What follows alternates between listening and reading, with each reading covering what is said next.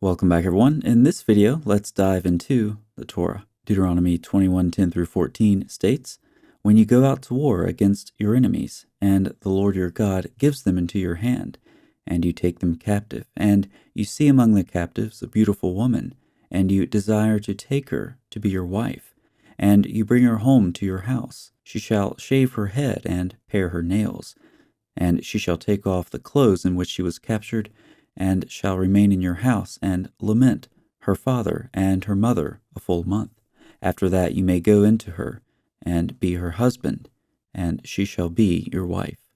But if you no longer delight in her, you shall let her go where she wants. But you shall not sell her for money, nor shall you treat her as a slave, since you have humiliated her." This is certainly one of those passages that makes readers uncomfortable, and understandably so. But even cursory readers of the Hebrew Bible know that this verse doesn't express God's design. The law is there because, unfortunately, the circumstances that the law describes will happen in a fallen world, and it's necessary to have a law that at least has a hope of countering the lustful desires of Israelite soldiers. This is not controversial. All societies have laws for when bad things happen.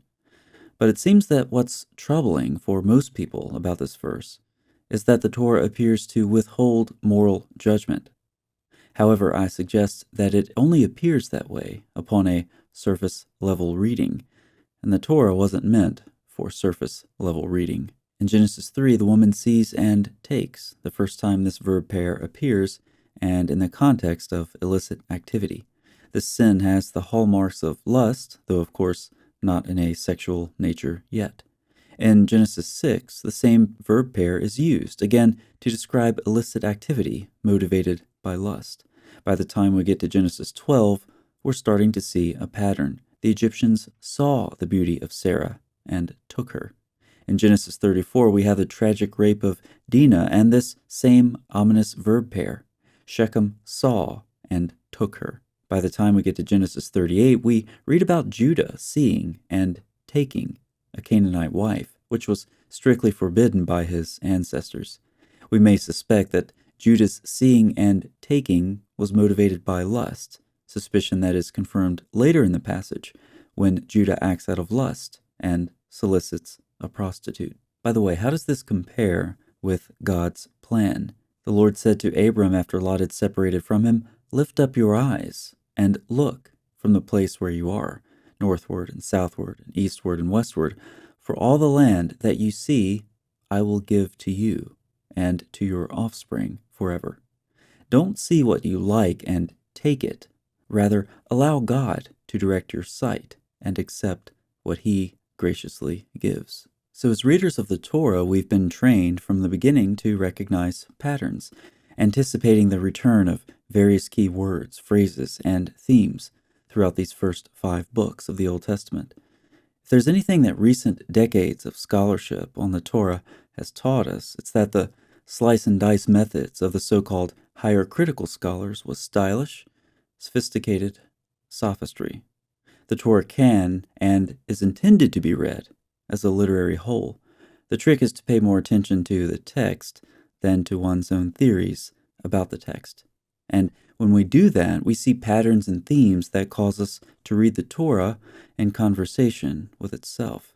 Anyway, back to what we've learned. Watch out for that ominous pair of verbs, seeing and taking. It's a repeating pattern that describes problems with human nature that have existed from the fall. Now let's go outside the Torah and read a passage that you have probably all heard and are familiar with, but now you might read it a bit differently. Samson went down to Timnah, and at Timnah he saw one of the daughters of the Philistines. Then he came up and told his father and mother, "I saw one of the daughters of the Philistines at Timnah. Now take her for me as my wife." But his father and mother said to him, "Is there not a woman among the daughters of your relatives, or among all our people, that you must go to take a wife from the uncircumcised Philistines?" But Samson said to his father, "Take her for me, for she is right in my eyes." Here, Samson demonstrates the same behavior that has plagued humanity from the fall. Samson, like so many others, lusts. So he sees and he takes. This resonates with what we've seen in Genesis in so many ways. If that isn't clear to you, just take a look again at Genesis 3:6. The woman saw the tree was good for food, and that it was a delight to the eyes, and she took. Now let's return to Deuteronomy 21 and consider within the inner logic of the Torah if this passage is as morally neutral as it first seemed. When you go out to war against your enemies and the Lord your God gives them into your hand, and you take them captive, this is a different verb for take than the one we've been looking at. And you see among the captives a beautiful woman, and you desire to take her to be your wife. There it is. The verb for take is now the same one we've been tracking all along, part of the now infamous pair of verbs, see and take. So when we read the opening lines of this passage, we should read them with dread. Here's more seeing and taking. All of this fits the context of this passage perfectly. When you see a beautiful woman, more illicit activity, more lust, more immorality. In fact, if we recall Genesis 34 again, we see another parallel. Shechem saw, took, desired, humiliated.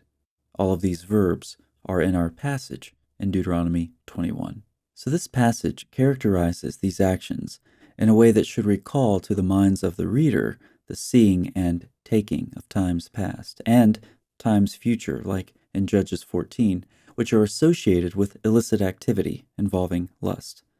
The Torah isn't silent on the moral questions this passage raises. Rather, it draws a direct line connecting the actions of these soldiers seeing and taking captive women to the seeing and taking that for all of human history has caused egregious wickedness, resulting in severe punishment. The wording the Torah uses is highly critical of the actions the law describes. Reading Deuteronomy 21 against this background indicates the Torah's characterization of the circumstances the law describes isn't so neutral after all. The soldiers who found themselves using this law would be overtly engaging in the activity the Torah characterizes as rebellion against God's design. And that's a look at Deuteronomy 21:10 through 14 in context. Thanks so much for watching. I'll see you next time.